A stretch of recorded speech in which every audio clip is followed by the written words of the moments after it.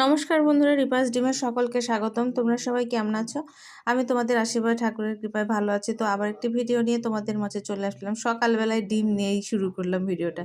আসলে মেয়ের জন্য সোহাগের জন্য ডিম সেদ্ধ করে দিলাম। ওরা সব প্রাইভেটে গেল। তারপরে যে মেয়েকে নিয়ে হঠাৎ করে প্রাইভেটে দেওয়ার পর মেয়ে হয়ে গেল অসুস্থ। তো মেয়েকে নিয়ে তাড়াতাড়ি করে চলে আসলাম, সেটা দেখানো হয়নি।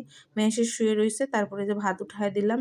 একটু আজকে যেহেতু বৃহস্পতিবার করব নিরামিষ, বেগুন ভাজি, যে টমেটো কেটে নিয়েছি, মরিচ কেটে নিয়েছি, আর এপাশে সিম, ফুলকপি, তারপরে আলু দিয়ে আর কি তরকারি করব। আর এটাই হচ্ছে রান্না করব। আর এই পাশে যে ডিম ভেজে দিচ্ছি মেয়েকে, যে একটু খাওয়ার জন্য। তো ও তো শুয়ে পড়ছে, খেতে চাচ্ছিল না। তারপরে যাই হোক, একটু না খেলে শরীরটা আরও বেশি খারাপ করবে। তো খেয়ে একটু ওষুধ খেয়ে তারপরে একটু ঘুমানোর জন্য বলতেছিলাম। ওর আসলে মাথা ব্যথা শুরু করছে, মাইগ্রেনের ব্যথা শুরু হয়ে গেছে। আমার মেয়ের সমস্যা আছে। তারপরে যাই হোক, এবার খাওয়া-দাওয়া কমপ্লিট করে নিয়ে আমিও খাওয়া-দাওয়া করলাম। তারপরে আম রান্না করার জন্য আসলে নিরামিষ কড়াইতেই দিয়ে দিয়েছে। চুলা-টুলা মুছা পরিষ্কার করে একদম আবার রান্না উঠায় দিচ্ছি। বেগুন ভাজিটা করব, আর করব হচ্ছে সবজি। মানে সবজি ঠিক না, একটু রসা, রসা তরকারি। ওকে আবার প্রাইভেট আছে, ওই প্রাইভেট আর তো মেয়ে যেতে পারে নাই। কারণ শরীরটা প্রচণ্ড খারাপ হয়ে গেছিল। মানে মাথা ব্যথা বাড়তেছিল।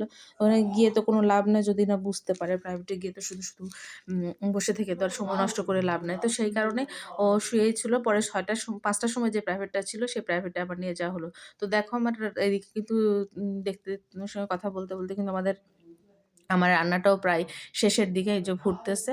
এখন একটু নামিয়ে ফেলবো। তো এই হচ্ছে বন্ধুরা দুপুরের খাওয়া-দাওয়া। দেখো বেগুন ভাজি করলাম, আর ওই যে রসা, রসা তরকারি। খেতে কিন্তু বেশ ভালো হয়েছিল। আ খারাপ না। তো কিন্তু নিরামিষ হলে তো তোমাদের দাদার একটু প্রবলেম হয়, সে তো জানোই।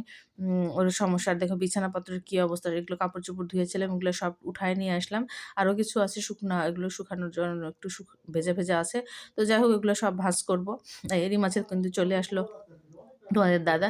আসার সময় কিছু বাজার-টাজারও নিয়ে আসছে। বাজার বলতে যে ফুলকপি, বেগুন, তারপরে কি যেন বৈতা শাক, আর সিম। এই চিকন, চিকন সিমগুলো কিন্তু বিচিওয়ালা সিম, বেশ ভালো লাগে, খারাপ লাগে না। আর হচ্ছে এই বৈতা শাক, এই শাকগুলো এখন বাছা মানে এত বিরক্তকর একটা ব্যাপার। আর শেষে বলতেছিল যে সব ভাজার জন্য। তারপর যাই হোক, তোমার দাদাকে খেতে-টেতে দিলাম। তারপরে তো রাগ হয়ে গেল। শাক-টাক সব ছিটায় ফালায় দিলাম। দেখো মানে এত মেজাজ খারাপ হয়ে যায় প্রত্যেকটা দিন। একটা না একটা বাজার নিয়ে আসে, আর এসব করে মানে যাই হোক, অনেকক্ষণ রাগারাগি ঝগড়াঝাটি করলাম। করার পরে কি আর করব, সেসব আমাকে নিজেকেই ফেলতে হয়। মানে প্রচণ্ড রাগ উঠছিল। এগুলো দিলাম ফেলায়।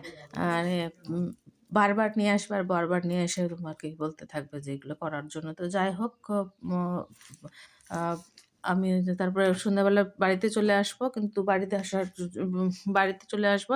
তো উম সেই কারণে যে তাড়াতাড়ি করে পূজা-টুজা করে নিয়ে একটু খেয়ে নিচ্ছি। আমি খাবো। আর মেয়ে বলতেছে আমাকে একটু খাইয়ে দাও। তারপরে ওই যে মেয়েকে একটু খাইয়ে দিলাম। তো খাওয়া-দাওয়া শেষ করে যখন রেডি হবো, এই সময় আর যাওয়া হলো না। তো অনেকবার ফোন দিচ্ছিলাম তোমার দাদা যে অনেক রাত হয়ে গেছে, যে এখন আর যাওয়াটাও হবে না। তো মেজাজ-টেজাজ খারাপ করে প্রতিনিয়ত এরকমই কাজ হয়, যে প্রতিবার যাওয়ার জন্য রেডি হয়, কিন্তু একবারে জীবনে যাওয়া হবে না। পরের বার আবার যাওয়ার জন্য রেডি হতে হয়। তো মেয়েও বিরক্ত হইলো, একটু ড্রেস-টেস এখনো চেঞ্জ করিনি, এখন চেঞ্জ করে নেব। আর মানে কি আর বলবো? মাথা-মুথা মানে প্রচণ্ড রাগ হয়, যে কোথাও যাওয়ার কথা হইলে আর বাজে মাত্র ৭:৩০, ৭টায় আর যাওয়া হবে না। এটা কোনো কথা? তো কি আর করব? যেহেতু যাবে না, সেহেতু তো বসেই থাকবো। মানে এক্সপ্রেশন দেখেই তো বুঝতে পারতেছো রাগ-টাগ হয়ে গেছি। তো যাই হোক, এই তো ছিল বন্ধুরা সারাদিনের ভিডিওটা। ছোট্ট একটু ভিডিও, অনেক কিছুই উঠালাম, অনেক কিছু উঠানো হয়নি। আজকে ভিডিও করা হয়নি। তো ঠিক আছে, যদি ভিডিওটা ভালো লেগে থাকে অবশ্যই লাইক, কমেন্ট, শেয়ার করো। মানে আজকের ভিডিওর মধ্যে কোনো স্পেশালিটি নাই, কোনো বিশেষত্বও নাই। তারপরেও যদি ভালো লাগে অবশ্যই লাইক, কমেন্ট